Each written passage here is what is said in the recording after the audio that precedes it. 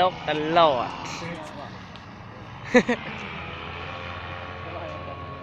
กล้องมันยังมืดแทบมืดว่าบริเวณยังจะมี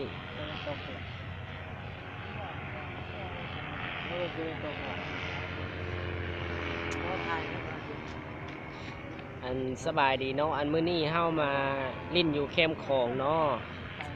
มาเบิ่งจักมันยังบินเพลิงอยู่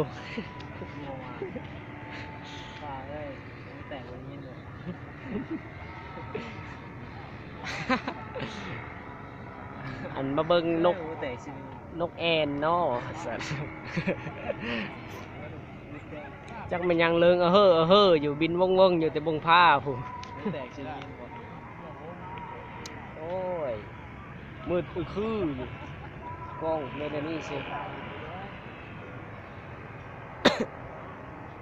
มาตามกูหำกูสิจ้องแข้งให้ตกลงนี้ละมาแล้วตาเลย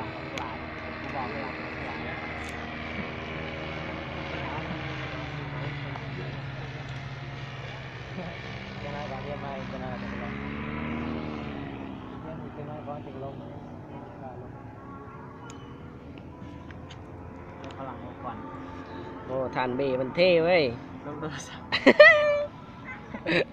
มาซ่อมกูเท่ก็ได้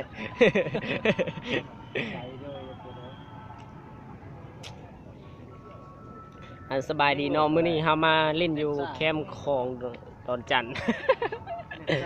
บรรยากาศดีสันดอนจันทร์ทะเลนักท่องเที่ยวเยอะแยะไปหมดนำของก็งามตะเวนกำลังสตกดินเนาะบรรยากาศดีแต่มีผู้สาวเอาผู้สาวมาเล่นเนาะนั่งแกะในตะเวนโอ้ยมีความสุขด้านล่างไว้เนาะตอนนี้ถ่ายวิดีโอเนาะความยาวประมาณ2 นาที 12 วินาทีแล้วก็ยูมีเฮิงก็เห็นจักมันอย่างเลิงเฮ้อบินมาแต่ไกล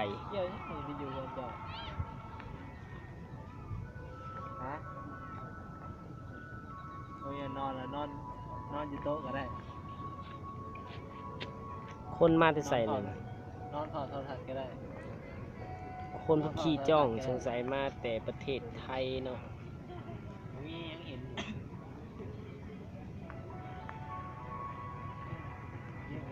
นอนถอดโทรศัพท์ที่ยืมมายัดเสียให้ตายดิฮะเอาโทรศัพท์เราไปตั้งเลย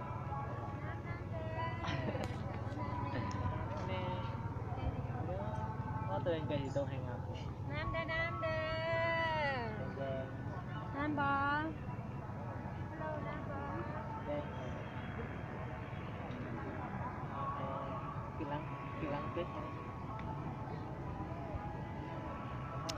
มาแล้วนักโดดจ้องมืออาชีพเลิงเฮ้อมาปานผ้าจะบงยาคูบินผ้าดงตะเวนแวบโหลดข้ามไปฝากไทยเลยกูเชื่อไปตกแคมกลางของกันเด้อีกแล้วผ้าดงตะเวนอีกแล้ว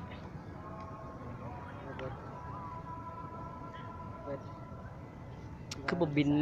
คือมันบ่ไล่จับลงแอนเลยเนาะไม่ใส่ว่าคือว่าถ่าก็ได้ถ่ามอนึงไปใส่ว่ามอนึงมาแล้วเบรกเกมตัวเก๊กเด้อ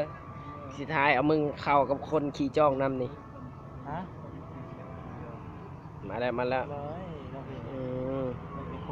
โอ้ยมาแล้วมั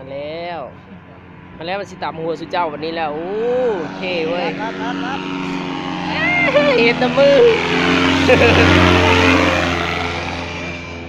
ก้นบ่สำคัญกูสิบ่ทายเอา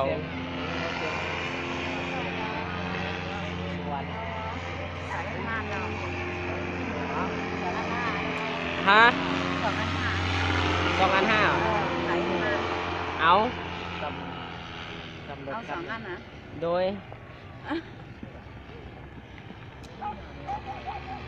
คือบางแท้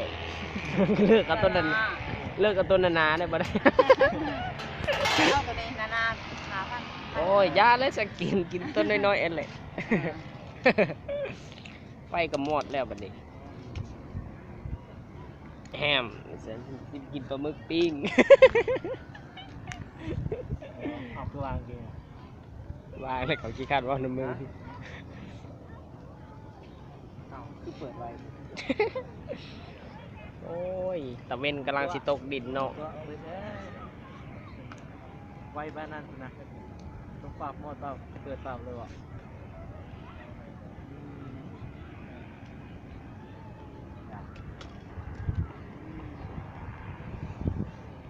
ลงเชือนละ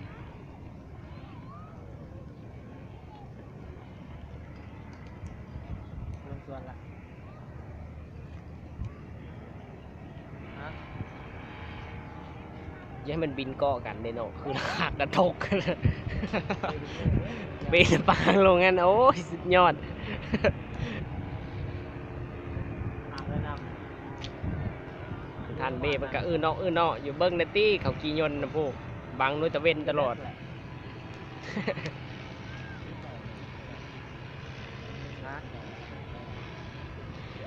เบบีบการมันบันทึกเองว่ะบอกเฮ็ดได้ในบันทึก เมื่อมันถึงอัตโนมัติ อ๋อในนั่นว่ะโอ้ยบันทึกบ่เป็นบ่เคยใส่ไอโฟน นะจะลงมาก่อนจะได้ บ้าเกิดสแมงนกแอ่นบินต่ำเอาจับอันนี้ให้คนนี้ชี้จ่ายเงินให้กับเจ้านี่ถ่ายวิดีโอ จะลงมาข่อยมันกระเดึกแหละโอ้เย็นหนาว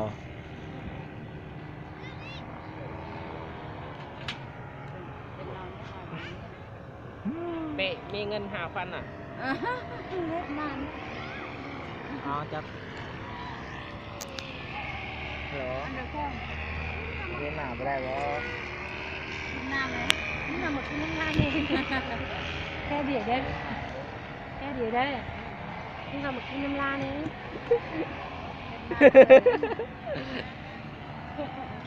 มันเลยไปเด้อ น้ำน้ มัน ำ เลยไป น้ำ rồi mới mở hàng nè rồi mở hàng cắm ขอบใจหลายๆเนอะ đây đó โดยข้ามาขายปลาหมึกให้ค่อยไปดำกินอยู่ทะเลคือสิบ่ได้กินจักเทื่อ เย็นหนาวกว่าอย่างเงี้ย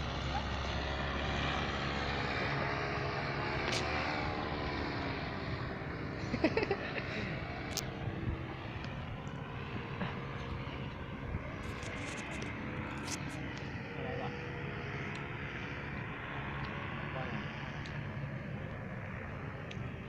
บ่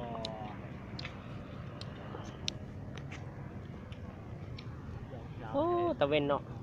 งามมันลีแต่ว่าลงไวแทบไวบาด เดี๋ยวเช้าเปิดนะ ตัวเองก็บ่เห็นเหมือน เดี๋ยวเช้าเปิดนี่แหละ จะ เดี๋ยวเช้าเปิดเดี๋ยวพอ โอ้ เดี๋ยวผู้บ่าว กูจะขี่นำเด้ เดี๋ยวเดี๋ยว เฮ้ยมันตกกลางคลอง คือละคักเฮ้ย ฮะ บันทึกตัวเลย เ